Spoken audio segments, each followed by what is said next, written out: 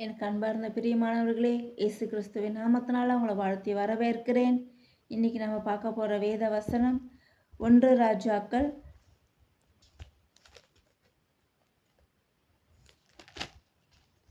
8ஆம் அதிகாரம் 45வது வசனம். பரலோகத்தில் இருக்கிற தேவரீர் அவர்கள் விண்ணப்பத்தையும் வேண்டுதலையும் கேட்டு அவர்கள் நியாயத்தை விசாரிப்பாராக. என்ன சொல்லுது இந்த வசனம் பார்த்தீங்களா?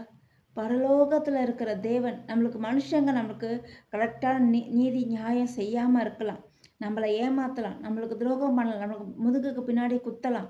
ஆனால் கர்த்தர் சொல்கிறார், பரலோகத்தில் இருக்கிற தேவரீர் அவர்கள் விண்ணப்பத்தையும் வேண்டுதலையும் கேட்டு அவர்களுக்கு நியாயத்தை விசாரிப்பார் என்று. கர்த்தர் ஒரு நாளும் ஆண்டவரை அநியாயம் செய்கிறவர் அல்ல. அவர் நீதியுள்ள தேவன், நீதியுள்ள நியாயாதிபதின்னு இந்த வசனம் சொல்லுது. அவர் கரெக்டாக நியாயம் தீர்க்கிறவர். ஏற்ற நேரம் வரும்போது, அதற்கான நேரம் வரும்போது, குறித்த நேரம் வரும்போது கட்டாயம் நம்மளுக்கு நியாயம் செய்வாருங்க. யார் நம்மளுக்கு என்ன பண்ணியிருந்தாலும் பரவாயில்ல, நமக்கு பின்னாடி என்ன பேசினாலும் பரவாயில்ல, நமக்கு எதிராக யார் என்ன முயற்சி சதி திட்டங்கள் போட்டாலும் பரவாயில்ல, நம்ம கர்த்தரை சார்ந்து இருக்கும்போது கர்த்தர் கண்டிப்பாக அதை கேட்டு கவனித்து நமக்காக அவர் யுத்தம் பண்ணுவாருங்க. வேதத்தில் சொல்லுது, யாத்ராகமம் 14 நான் உனக்காக யுத்தம் பண்ணுவேன். எந்த மனுஷன் சண்டை போட்டாலும் நமக்கு அந்த சண்டைக்கான ஒரு முடிவு வருமானு தெரியும். ஆனால் கர்த்தர் நமக்காக யுத்தம் பண்ணும்போது கட்டாயம் நமக்கு அதில் ஒரு வெற்றி இருக்கும், நம்மளுக்கு அதில் ஒரு ஜெயம் இருக்கும். ஆண்டவர் சும்மா எதுலேயுமே தலையிட மாட்டாருங்க. ஒன்று நமக்காக அவர் யுத்தம் செய்யணும் நம்ம விரும்பினா முழு காரியத்தையும் அவர் கரத்தில் ஒப்பு கொடுக்கணும். நம்ம பாதி எடுத்துட்டு, நம்ம பாதி அதை யோசிச்சுட்டு, நம்ம பாதி அந்த காரியத்தை நம்ம செய்து முடிக்கலாம், மீதி கர்த்தர் அப்படி செய்யக்கூடாது.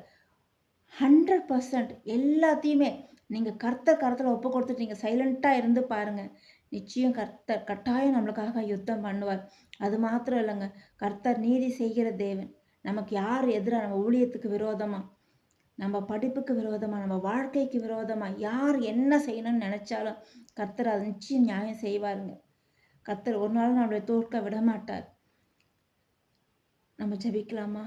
அன்புள்ள சுவாமி, நீர் எங்களுக்காக யுத்தம் செய்கிற தேவனப்பா, நீர் எங்களுக்காக வழக்காடுகிற தேவன். ஆண்டவரே, மனுஷங்க எங்களுக்கு பாதியில் எங்களை கைவிட்டு போயிருக்கலாம், எங்களுக்கு நீதி நியாயம் செய்யாமல் இருக்கலாம், தவறான ஜட்ஜ்மெண்ட் கொடுக்கலாம். ஆனால் கர்த்தர் ஒரு நாளும் அநியாயம் செய்கிற தேவன் அல்ல அப்பா. நீர் நீதி செய்கிற தேவன், நீர் நியாயம் செய்கிற தேவன் நாங்கள் அறிந்திருக்கிறோம் ஆண்டவரே. அப்பா, ஏற்ற நேரம் வரும்போது அப்பா உம்முடைய பலத்த கரத்துக்குள்ள அடங்கி இருக்க எங்களுக்கு உதவி செய்யுங்க அப்பா. நீர்